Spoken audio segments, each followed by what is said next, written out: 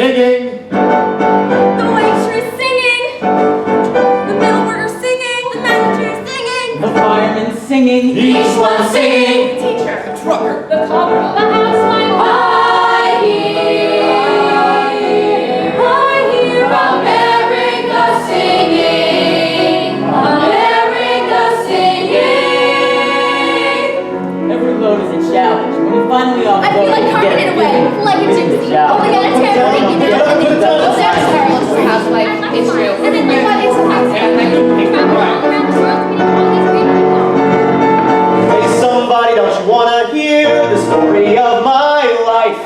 One of them movie companies, TV documentaries. Won't you come and ask me, Please, and pay me $1 million to tell you what I do at the store. 'Cause if you pay me $1 million, I wouldn't have to go and do it no more. 1, 2, 3, 4, just like the song say. All the live long day, everybody gonna know that song. Working for a living the whole day long, all the live long day. Hey somebody, won't you turn your head, take a look my way. I'm getting old and I tell you, getting old ain't nothing new. stuck again with you know who. In my old home, Monday, tree or Monday. Another cup of coffee gets the juices flowing. Another cup of coffee gets the juices flowing. Another cup of coffee gets the juices flowing. And it's 1, 2, 3, get going. Just like the song say, all the live long day. Everybody gonna know that song. Working for a living the whole day long. All the live long. Just like the song say, now all live long day long. Just like the song say, now all live long day long. Just like the song say, now all live long day long. Just like the song say, now all live long day. Everybody don't know that song. Working for a living the whole day long. All the live long day.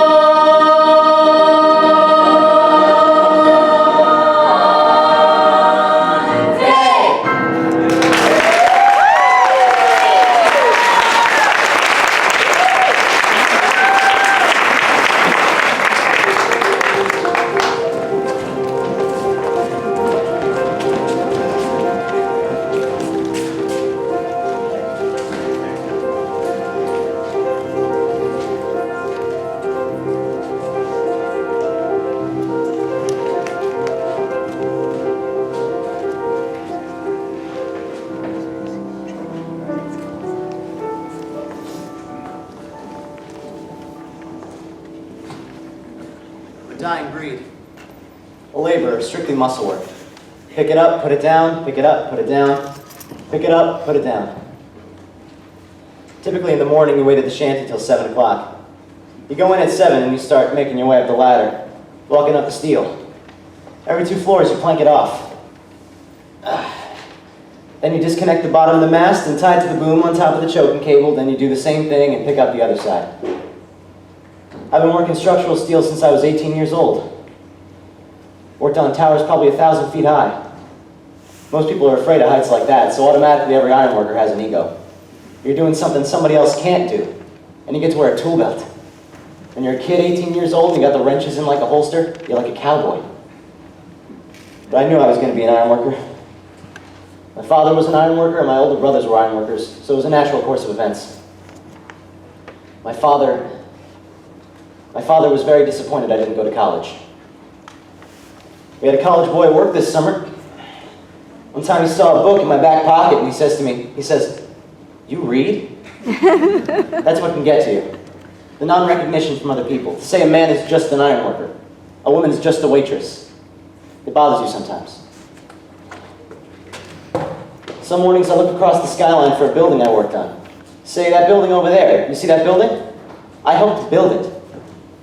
And I know there's some guy sitting in his corner office behind his $5,000 desk and he's never going to think about me.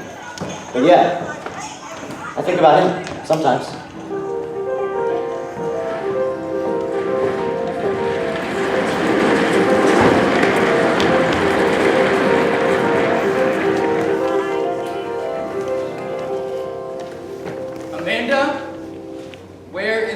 P&L report? It's on your desk. And why is it not in my hand? I'm a project manager. I'm here at work at 7:30 a.m. and I leave at 8 p.m. In between my meetings, I answer messages and email and try to avoid my boss. You always have a boss. Sometimes you have an okay boss, and sometimes you have a Satan boss. He's not behind me, is he? I wish these walls were like a little higher. I've been in a lot of different cubicles. I've been in the high cubes, I've been in the high wall cubes. Listen, the way things are these days, I'm glad to be in any cubicle at all. I have friends who would kill for this job, for any job. Sharing a cubicle is sort of like sharing a bathroom stall. Doesn't matter how tall the sides are or how big it is. You're still in there with someone else. In not a sexy way.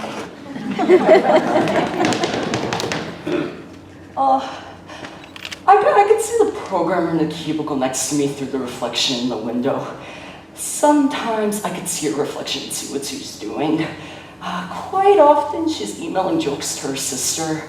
I acquired a webcam, you see. I point it behind me, so, and I have a little picture on my window in my computer, and when somebody passes by me, I can see them. I grew up expecting that I would get out of college and make $1 million. I grew up expecting that somebody was just going to deliver a Mercedes to my front door. It's been quite a rude awakening. This is the first time in 4 generations that I have it worse than my parents. Jobs are not big enough for people. When you ask most people who they are, they define themselves by their jobs. I'm a doctor. I'm a carpenter. I'm a sportscaster. When someone asks me, I say, I'm Amanda McKenney. At certain points in time, I do things for a living. My mentality is totally different than the people who are 20 years older, the lifers. I have no real sense of loyalty because they'll know I have a business to run, and they'll leave me off if it's prudent. I accept that. I don't perceive that anyone my age thinks I've got a job for life. What they feel is, all right, I'm going to get as much as I can from this company, and then I'm going to move on and get more money. This is the first job of many.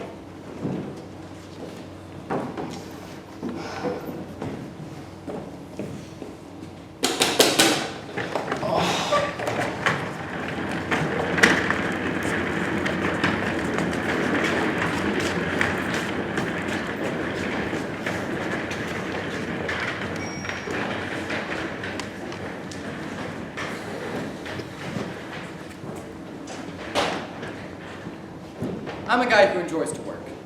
Some people enjoy tennis, I enjoy work. I enjoy being a leader, and I enjoy being the guy that everyone looks to. And I like having a group of people work for me. See, in our world of money management is still the sexiest job there is. Ask any girl in the East Bank Club. Money is hot. True story. They did a study that found just by looking at a Maserati made girls produce twice as many hormones as normal. Oh yeah, and if someone wants to call me a shallow douchebag, a corporate tool, a robber baron, I take it as a compliment. Absolutely. That's what this country is about. The free market. It's not perfect, but if they would stop messing with it, it would sure as hell fix itself better than any regulator can. You know, some companies will go away, and some people will lose jobs, and some people will lose money. But that's just basic capitalism. Now, who developed America? The SEC, the regulators, or was it the Mellons, the Rockefellers? I mean, tell me what they did bad. Yeah, sure, Rockefeller exploited some people, like in the copper fields, maybe shot some of them. Fine, not perfect, but who benefited? How many charities were started by these people? How many museums, national parks, theaters? They're here for us to enjoy the thanks to the robber barons. They are the giants who built these cities, who built our country. And you cannot have losers, and therefore, you can have winners.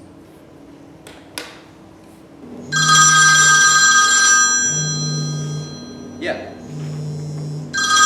Stop ringing, I answered. Yeah, okay. Give me 5 minutes. calm down. Yeah, okay. I'm gonna have to cut this short. I have to get back on the phone before markets close overseas. So, if a guy wants to make it, he's gotta know how to work it. Kid wants to make it, he's gotta learn how to outsmart the regulators to make a profit. I mean, Christ, if you can't outsmart one little government staff, then you shouldn't come to work in the morning.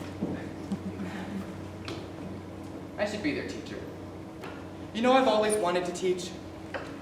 That's what I'd like to do when I get bored of all this. Get involved with young people. Pass along my knowledge, my experience, my values.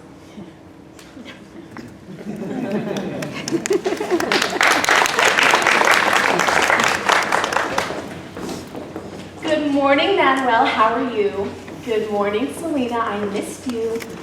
In your heart, you may have a dislike for a certain child, but you force yourself to say, "Good morning, Hernando. How are you doing?" Someone forgot to make his riddle in this morning. My name is Rose Hoffman. I teach the 3rd grade. At 9:15, we start arithmetic. I have tables fun on the board, multiplication. You don't say tables, you say tables fun. Everything has to be fun, fun, fun. I tell my children, Miss Hoffman's here, everybody works. Working is a blessing. In the old days, I had 18 to 20 children who stayed in my class from the beginning bell to the very end. Today, I have 37. The children come in, sit down, play on their cell phones, and leave for computer lab, art therapy. Oh yes, I have seen great changes since I began teaching in 1967.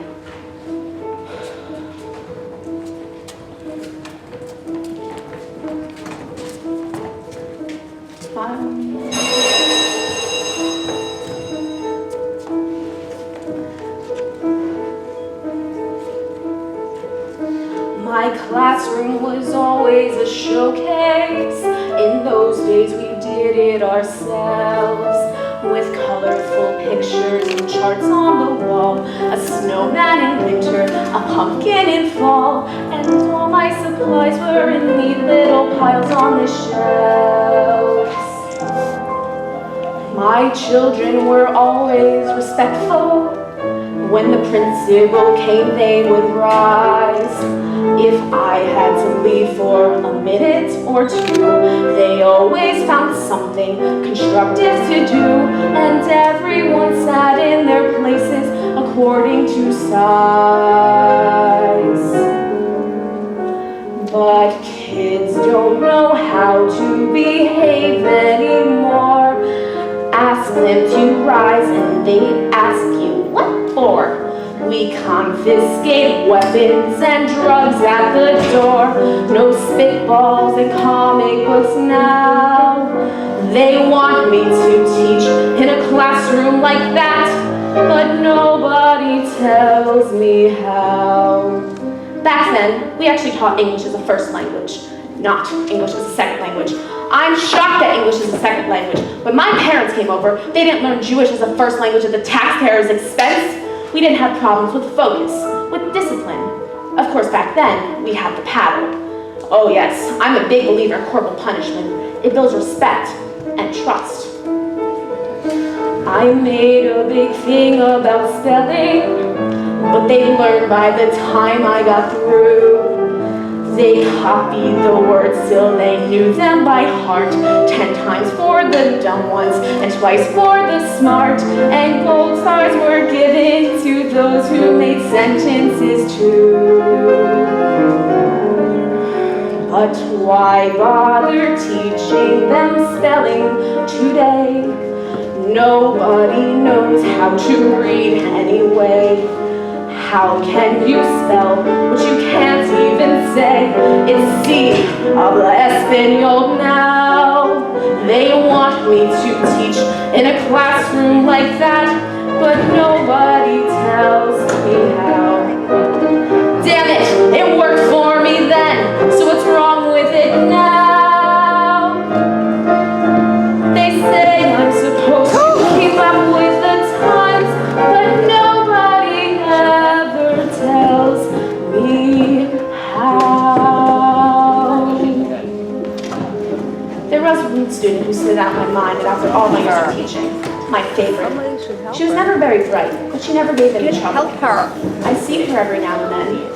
She never gives any trouble today either.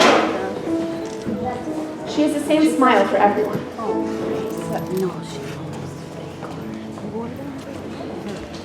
The first 2 months I started flying, I'd already been to London, Paris, and New York, which is pretty huge when you're from Kankakee, Illinois. But after you start working the airlines, it's not as glamorous as you thought it was going to be. I mean, people just get nasty. They're harassed by security, and then they get delivered to us. Your shiny personality only goes so far. We get scared sometimes, too. I've never yet been so scared that I didn't want to get on the plane, but there's been times at takeoff when something's definitely been funny. This one time, I was working first class, and the captain tells me that we're going to have to make an emergency landing in Chicago because we lost a pin out of one of the nose gears. And when we land, the nose gears can collapse. So he wants me to prepare the whole entire cabin, but not for another 2 hours. And not to tell the other flight attendants because they're new and they get excited. So I had to keep this in me for 2 hours, wondering, am I going to die today? And this one guy, he gets mad at me because his omelet's too cold. I was going to say, listen, buddy, you're not going to have to worry about that omelet anymore. When I told my parents I was going into the airlines, they got so excited. My mother, she especially thought it would be great, that I could have the ambition, the nerve, to go to the city on my own and try to accomplish something. Really, I just wanted to get out of Kankakee.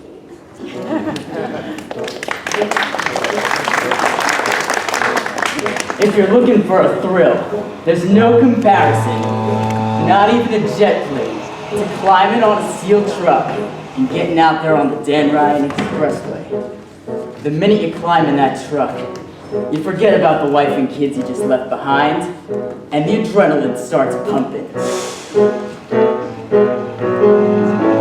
Breaker number 9, big buddy, put your ears on for me now. Big trucker gotta have a big life. So come on, brother trucker, gotta come back, mother. Keep seeing double as I close one eye. I got to roll, roll, roll, brother trucker. Sure enough ashamed about the shape I'm in. Roll, roll, roll, brother trucker. I'm back on my wheels again. Roll, roll, roll, brother trucker. Outward bound from South Bend. Roll, roll, roll, brother trucker. I'm back on my wheels again. I'm running out of whites. Goddamn dim those headlights. 4 hours of sleep in the last 2 nights. But I'm gonna be alright. I got to roll, roll, roll, brother trucker.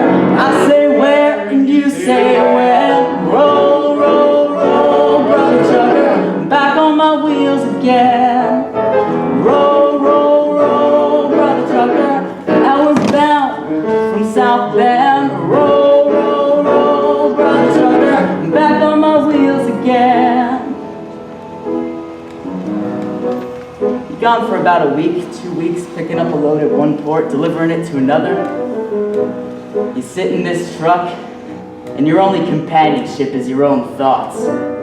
And you don't want to get stuck thinking about the wife and kids back at home. So, you turn up your radio, if you can play it out loud enough over the engine. Yeah, we truckers fantasize something tremendous. You think about the girl behind that voice, and you build something up in your mind until you begin to believe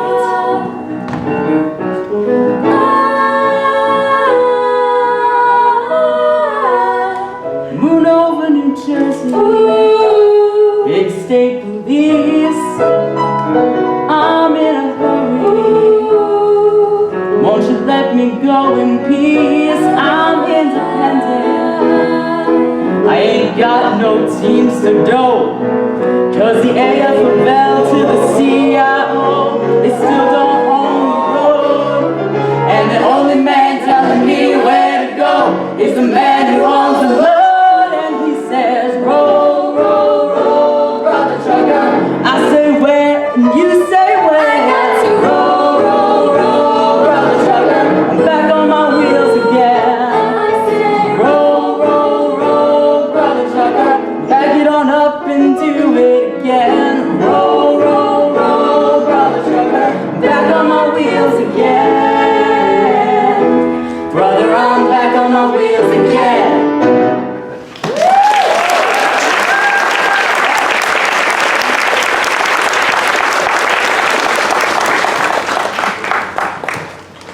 Coming home can be a sort of letdown. The wife has to raise the kids, fight off bill collectors. She can't even count on her husband to be home for graduation or communion. When you do get home, you're so tired you'd rather sleep than go out on a Saturday night. I make 2 round trips to Evansville and pass within 4 blocks of my house. Never go home. Easier to just keep on going. So, call your wife and tell her you won't be back. Hey, honey. Hello? Hello? Effing phone company. Verizon Tech Support, this is Johnny. How may I help you? Yeah, this number isn't working and I have like 5 bars. I'm sorry you're having trouble, sir. Can you give me the number you were trying to call? Yeah, 219-769-1079.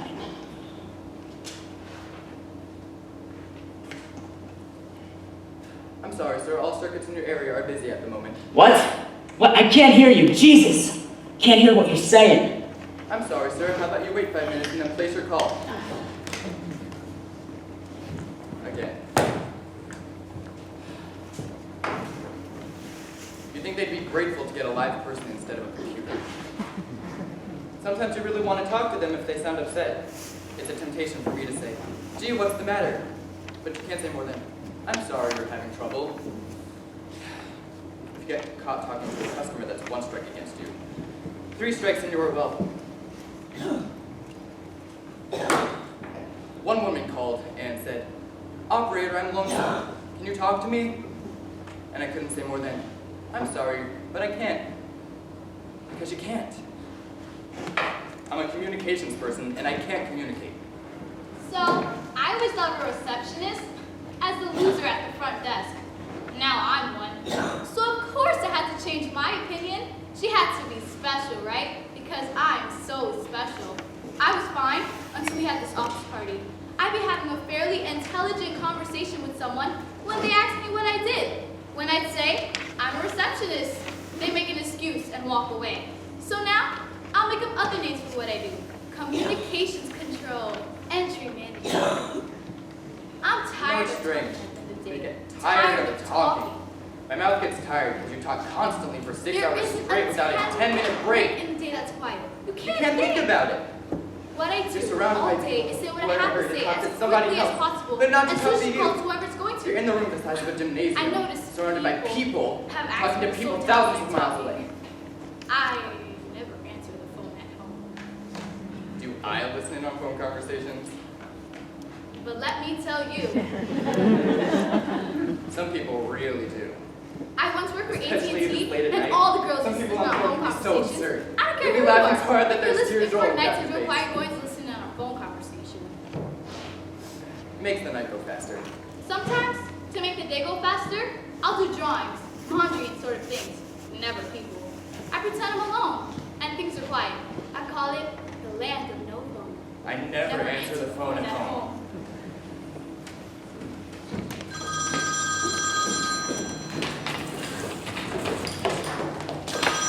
Hello?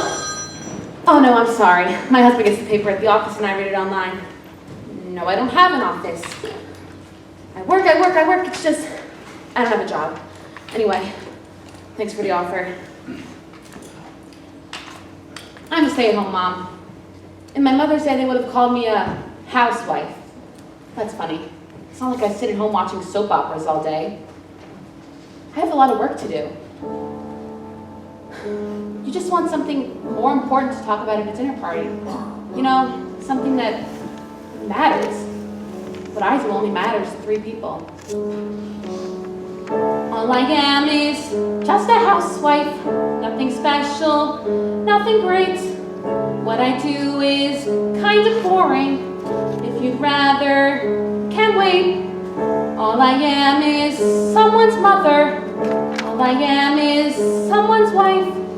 All of which is unimportant. All it is just my life. Do the laundry, wash the dishes, take the dog out, clean the house, shop for groceries, look for specials. God, it sounds so Mickey Mouse. Drop the kids off, pick their shirts up, try to lose weight, try again. Keep the troops fed, pick their things up, lose your patience, count to 10. 4, 5, 6, 7, 8, 9, 10. 4, 5, 6, 7, 8, 9. All I am is just a housewife, just a housewife. Nothing great.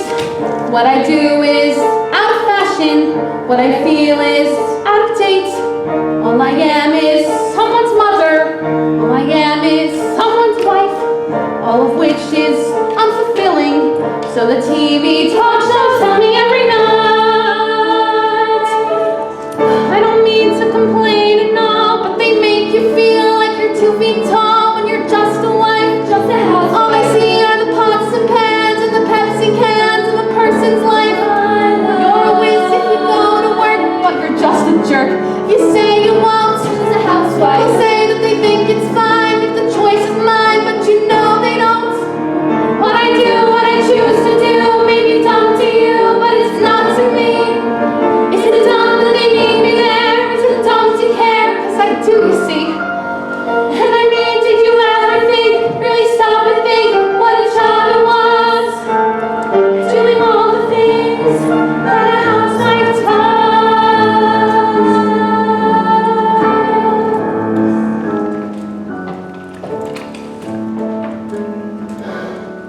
I'm afraid it's unimpressive. All I am is someone's mother. Nothing special. What I do is kinda dull. Take the kids here, take the kids there. I don't need to complain at all. All I am is, all I am is, all I am is just a housewife.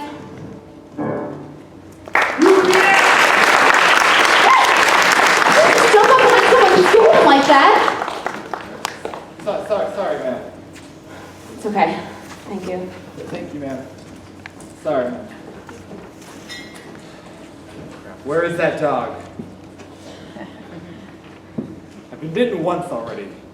By a Doberman. Yeah, that's the biggest part of the dog save when the UPS man comes. Does someone know what he's looking? You kick him down the street! Even if he just follows you, you try to get him for the one you missed just a couple houses back.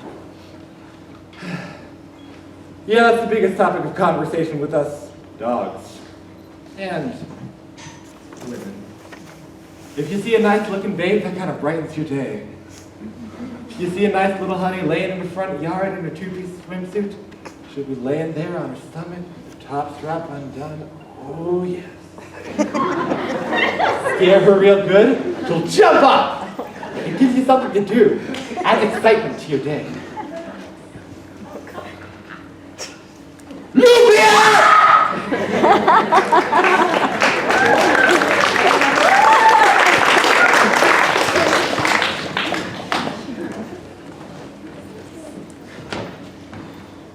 I knew I didn't want to be a housewife like my mother and sisters.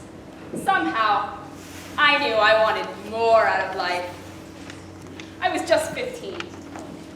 I was sitting in this coffee shop when a friend came by and said, "Yo, hurry up! I've got a cab waiting. You can make $500 in just 20 minutes." So we went up to this penthouse. The guy up there was quite well known, and you know what he wanted. But it was barely sex. I mean, he was finished by the time we started. It was a tremendous kick. I mean, there I was, doing nothing, feeling nothing, and in 20 minutes, I was gonna walk out of there with $500 in my pocket. Just out of curiosity, how many people do you know that make $500 for just 20 minutes of work? And I was still in high school. It's a marketplace transaction. Somehow I managed to absorb that when I was quite young. I was a precocious child. Actually, I was sort of lonely. I didn't experience myself as being attractive. I mean, I didn't look like a Calvin Klein ad. But I was bright, and I didn't play by the rules. Guys were mostly scared of me. They didn't want to get involved emotionally. but they did want to fool around. And for a while, I was willing to accept that. It was feeling intimacy, feeling warm, feeling. You become your job. I've become a hustler. Even when I'm not hustling, I'm a hustler. What you do is what you are. I don't think it's so terribly different from somebody who works 40 hours a week on an assembly line and comes home cut off and numb. People aren't meant to turn on and off like water faucets.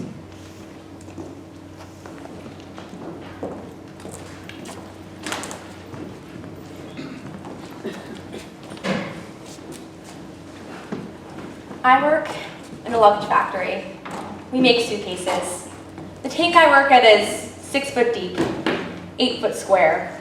In 40 seconds, you have to take the wet felt out of the felter, put the blanket on to draw out the excess moisture, wait 2-3 seconds, take the blanket off, pick the wet felt up and balance it on her shoulder, reach over, get the hose, spray the inside of this copper screen, turn around, walk to the hot, dry dye behind you. Take the hot piece off and set it on the floor. Put the wet piece on the dry dye. Push this button. Inspect the piece we just took off. Stack it, count it, 40 seconds. Take what felt out of the felt? In the summertime, the temperature at our workstation ranges anywhere from 100 to 150 degrees. I've taken thermometers and checked it out. I have arthritis in the joints of my fingers, naturally my shoulder balancing this wet piece. The hose will sometimes leak and spray back on you. The hydraulic presses leaks, they're slipping on oil. You have the possibility of being burnt.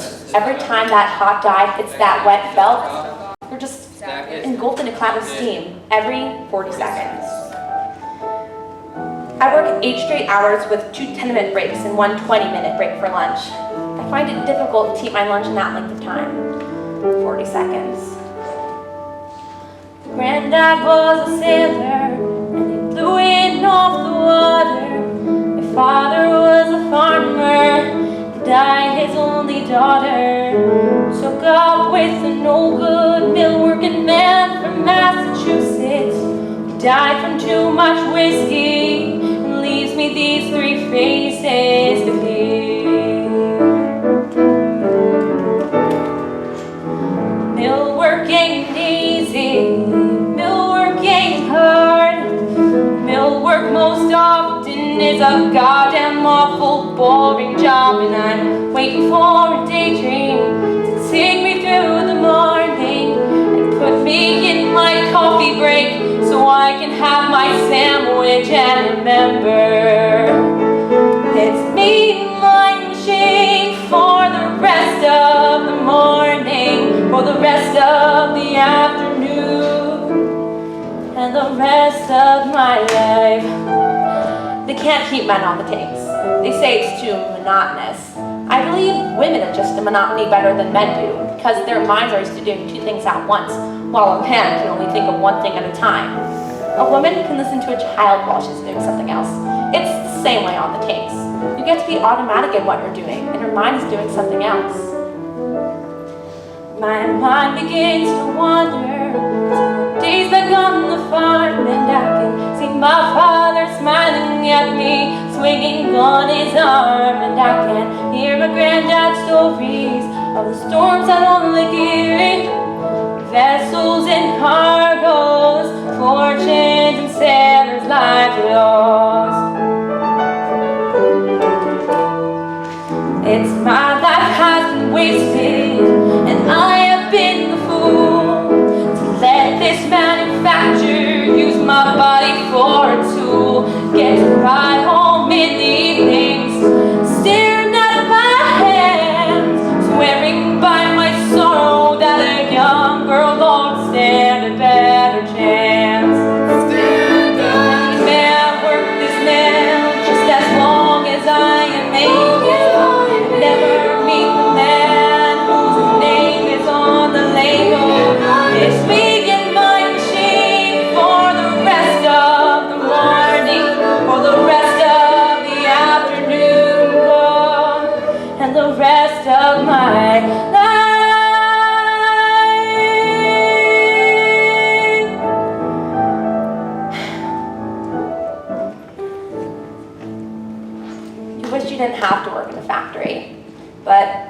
all you know how to do, that's what you do.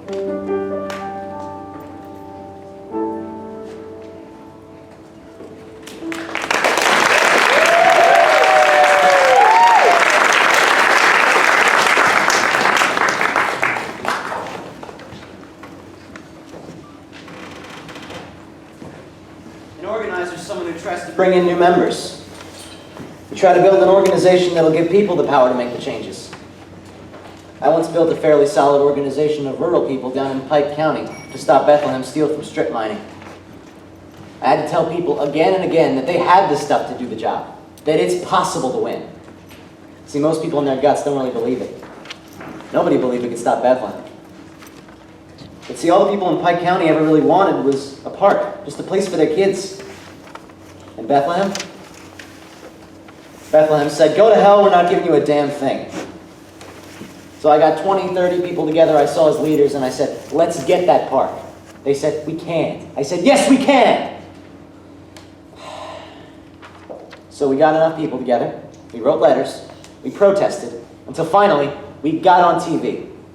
And Bethlehem caved. Next thing you know, a couple months later, 4,000 people from Pike County drove up to watch bulldozers grading the land to make that park. See, people become convinced there's not a damn thing they can do. I think we have it inside us to change things. I mean, all human recorded history is what? 5,000 years old? How many people in that time have made an overwhelming change? 20? 30? See, that's the problem with history. It's written by college professors about great men. That's not what history is.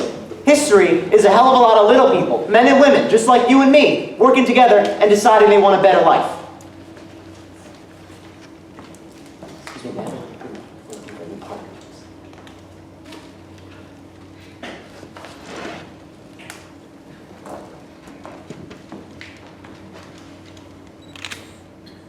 If I could have been what I could have been, I could have been something. I wanted to be a writer. A Major League Baseball player.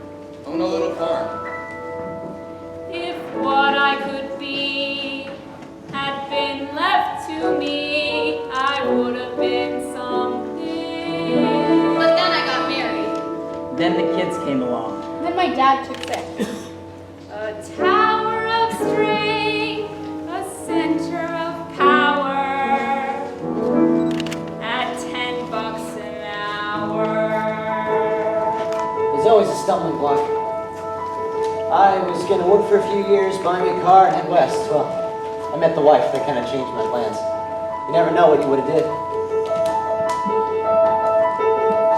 I could have done what I could have done, I would have done big things.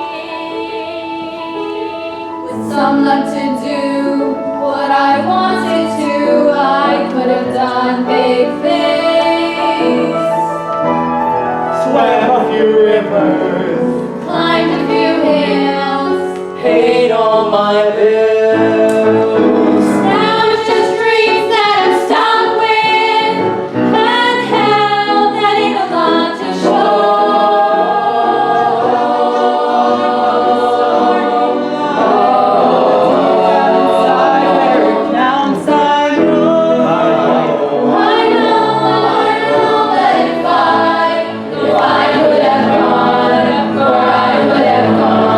Places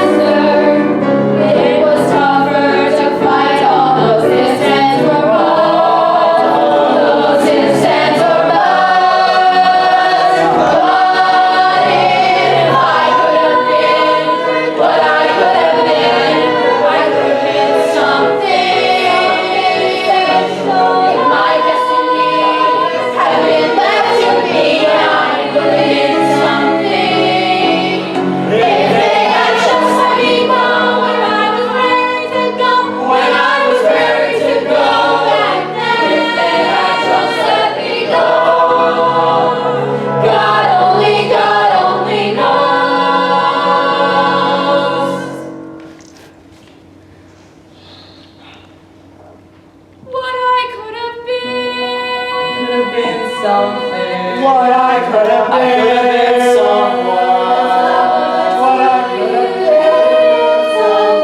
I could have been someone. What I could have been. What I could have I could have been someone special.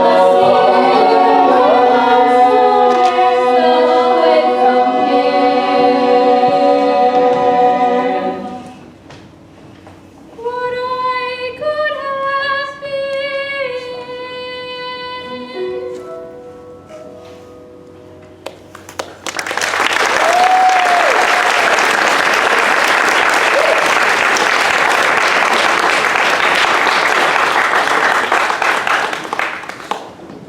The last hour is the hardest. You sit there with half a mind and one eye on the clock. All I'm thinking about is getting home and taking off this uniform. A nice cold can of beer. Kicking my feet up in front of the idiot box. When that whistle blows, you get a bunch of guys who want to sit around and talk. I just want to get out of here.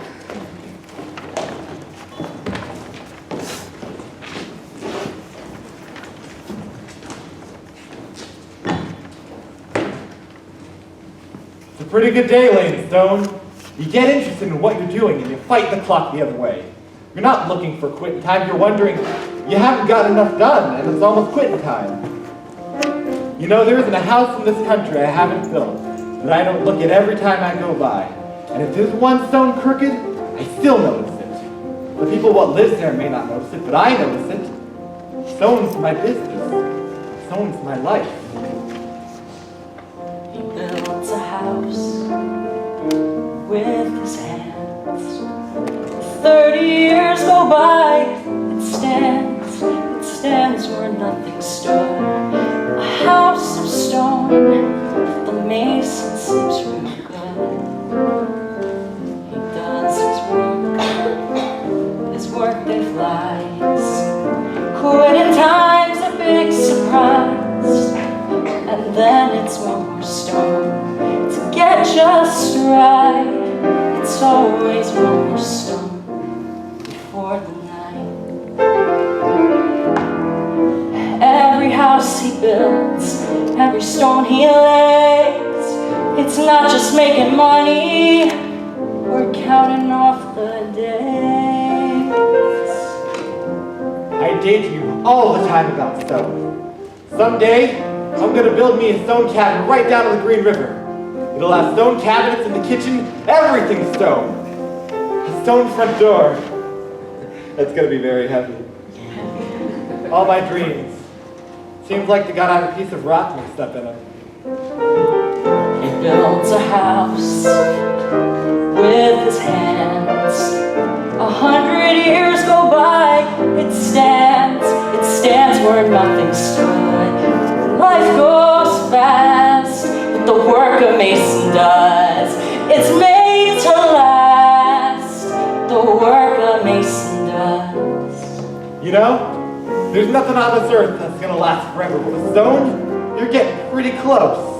It's made to last.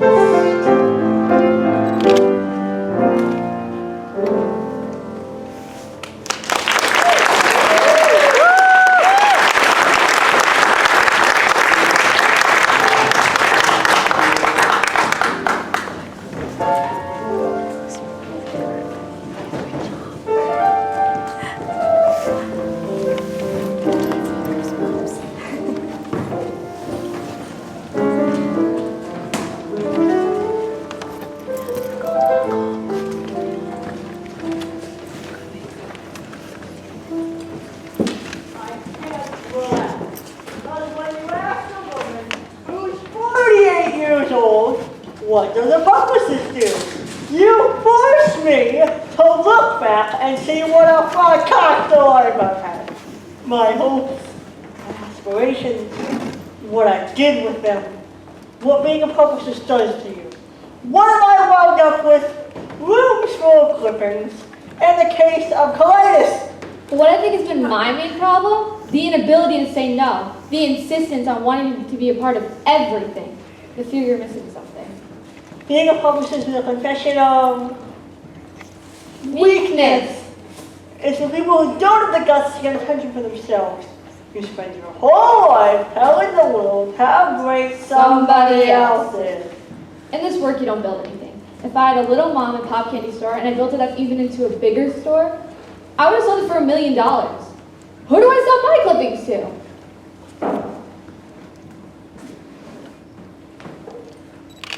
Good evening, miladies. What's at the bar that I can offer you? It would be so boring if I had to say, would you like a cocktail? Over and over. So I come out different for my own enjoyment. I say, what's at the bar that I can offer you, my lord? You know, or something. Maybe with cocktails, I give them a little philosophy. With coffee, I give them political science. I have an opinion on every single subject there is. My bosses don't like it, so I have to speak sotto voce. But if I get heated, I don't give a damn. I speak it like an Italian speaks. I have to be a waitress. How else is the world supposed to come to me? Everyone eats, everyone has hunger, and I serve them. I give service. I can't be servile. There is a difference. Oh, I get intoxicated with giving service. It becomes theatrical, and I feel like Matahari, and it intoxicates me. I'm on stage. Though some ads don't care when they put down a plate, there's a sound, not with me. When they move a chair, it'll scrape with a grate on the ground, not with me. I will have my hand right when I place a glass. Notice how I stand right as customers pass. Serve a demitasse with a gesture so gentle, or do it again till it's near oriental. It's an art to be a great waitress, to make sure you pleasure each guest. There's a twist to my wrist when I bring your steak in, and watch how I take in your liver and bacon. It all will be stylish and smart. That's what makes it an art. I remember one day, as I do now and then, I had shakes. Down I went, there with my tray full of coffees and cordials and cakes. Down I went, but I kept my poise, no one guest heard me fall. Never made a noise, not one noise, food and all. If you have to crawl, you give them what they like. You carry your tray like it's almost ballet-like.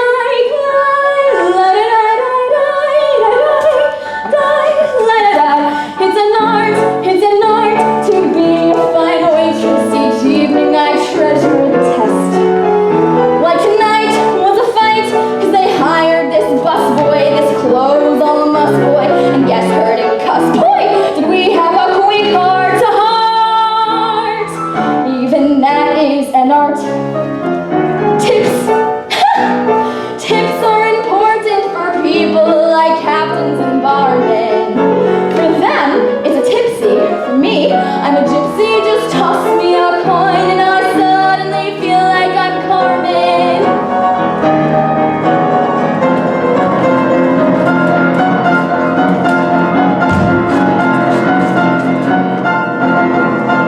So on through the Ulster, back into the hot, sweaty feet. On you go. Through is your knife dulcer, and Madam wants what with her meat? On you go. 2 a.m. approaches, the curtains descend. There among the roaches, my axe at an end. Every night I tend to find myself crying. There's no work so trying or so satisfying. I tell everyone I'm a waitress, and I'm proud. If someone says to me, hey, you're terrific, how come you're just a waitress? You know what I say to them? I say, why? Don't you think you deserve to be served by me? It's an art to be a great waitress. To go with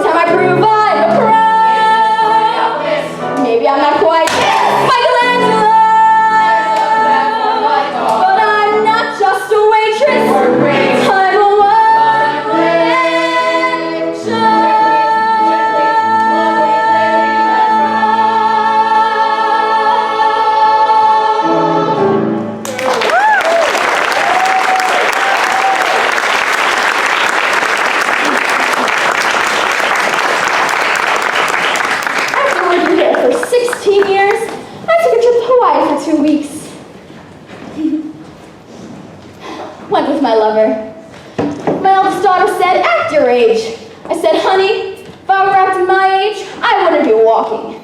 Not after 16 years on this job.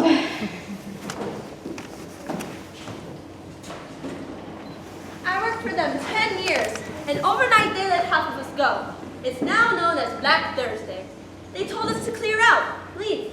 That's all. No goodbyes. One guy broke down and cried right there. What did I do wrong? I've done a great job. Please don't do this to me. My daughter's getting married next month. How am I going to face people? All of a sudden, nobody calls. You go out and start visiting friends, but they're all busy with their own work. They don't have time for you. This is a psychological... I don't want to get into it. It was a year ago November and I'm still looking. Guess you just have to fight your own way, which I've done my whole life. Don't get me wrong. In this economy, I'm lucky to have any job at all. But some days I just wish I knew how it felt not to have to go to work.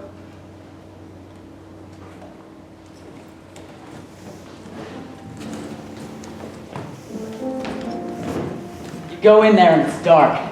Smoke's pouring out of the goddamn building. It all happens so fast.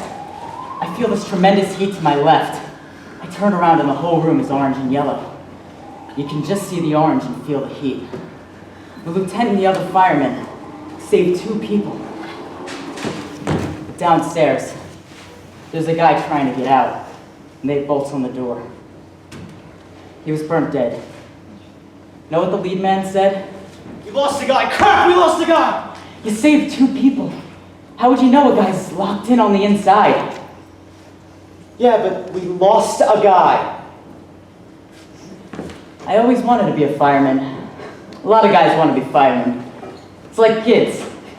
Everyone's still a kid inside. Guys 40 years old still feel like kids. Except they're starting to lose their hair.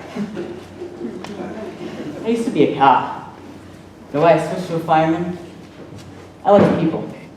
And sometimes, when you're a cop, you can really feel the hate coming into you. So, I took the fire department test in '98 and got called in '99. You know, the world's so messed up, the country's so messed up. But firemen, you actually see them produce. You see them give mouth to mouth when a guy's dying. You see them carrying babies in their arms when they're coming out of a burning building. You can't get around that stuff. It's real. I worked at a bank once, and you know, it's just paper. You're looking at numbers. It's not real. But I can look back, and I can say, I helped put out a fire. I helped save someone. Someone could be born. Someone could grow old because of me. It really shows I did something on this earth.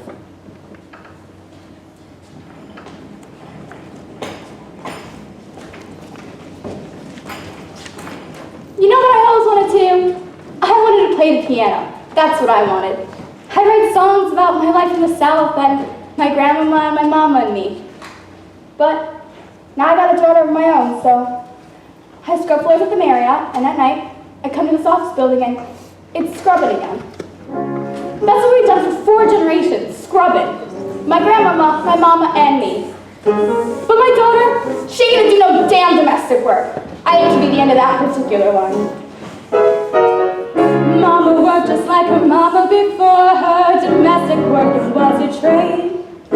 They was laundress, cook, and live-in helpers. A girl, babysitter, and a hometown maid. They worked 6 days a week, all day long, and never could get out of debt. Those were the days when the minimum wage was anything you could get. They was cleaning women without faces. They was coming and going on a Thursday basis. You're talking to somebody who knows. Somebody who knows. And after too many years, Lord, I don't want to be in a woman's laundry room. I don't want to pick up their another room one of these days. One of these days. Just want to sleep till noon. All day long I'm thinking my kids is in the street somewhere. But the folks up in the room don't think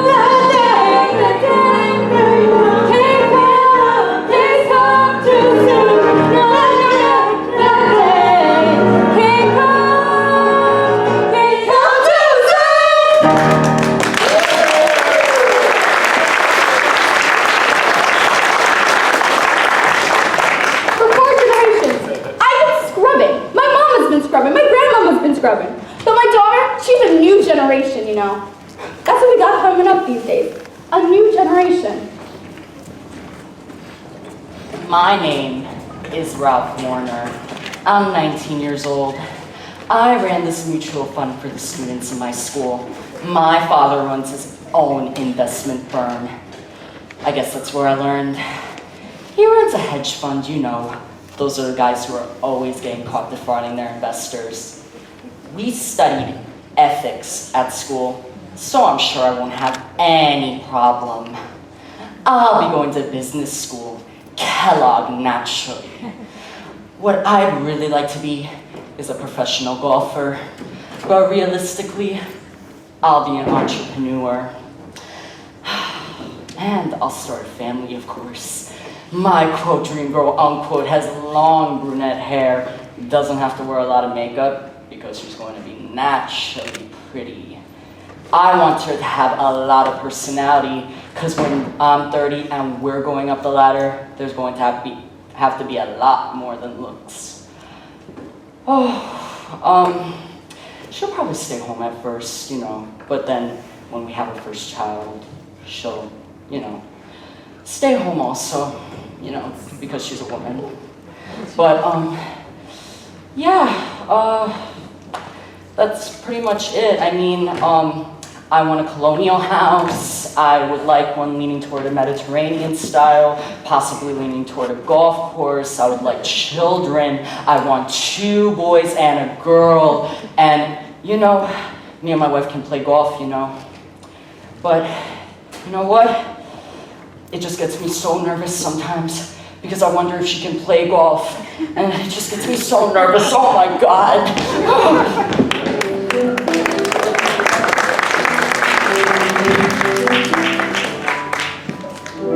Heard a lot of songs say, "Where you going, my son?" Now I know they're true. Boy, you never stop to think how fast the years run, or the things they steal.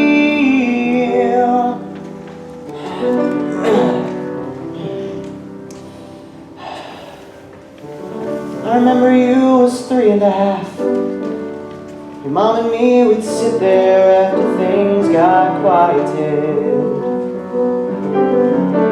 laugh at some new word you said, how tough you were to get to bed, and we planned the night away, planning for our kid. I was your hero then. I couldn't do no wrong as far as you were concerned. Thought I was the best of men. The tables hadn't turned. You had learned how little time it takes, and daddies make mistakes.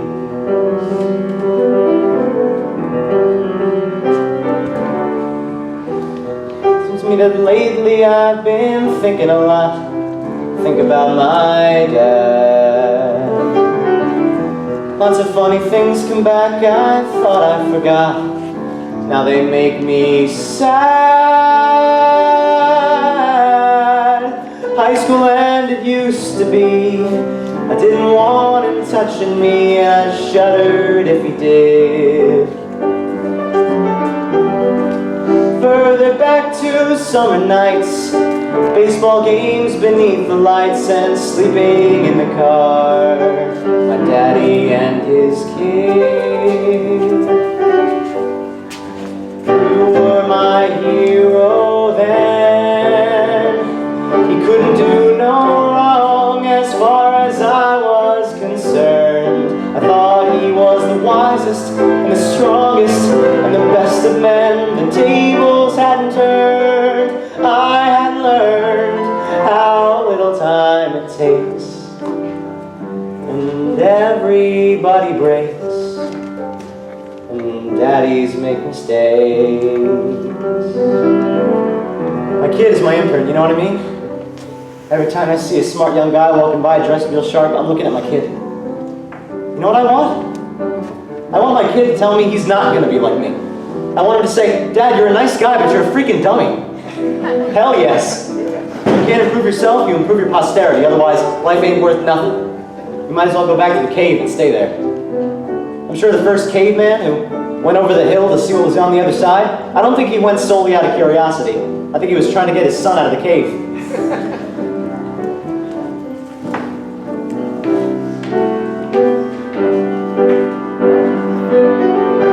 Heard a last song say, where you going, my son? Now I know they're for real.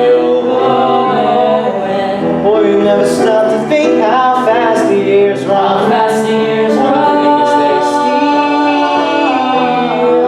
Now it seems I always knew why I do the things I do and the things I never did. I do the things I do. Why I work my whole damn life so I could give a better life than the one my dad could give me. I give it to my kid.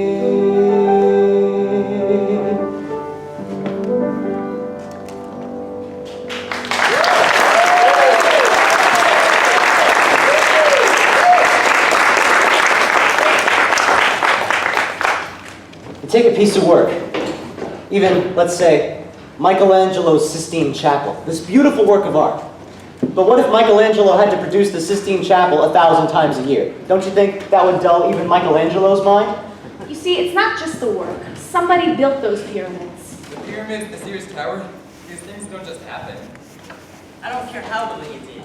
You drive down a road and you say, I helped work on this road. If there's a bridge, you say, I worked on that bridge. You know, if a carpenter builds a house for a poet, then the poet owes the carpenter a little plaque. Just 3 or 4 lines on the wall. Though we labor with our minds, this place that we can relax in was built by someone who can work with his hands.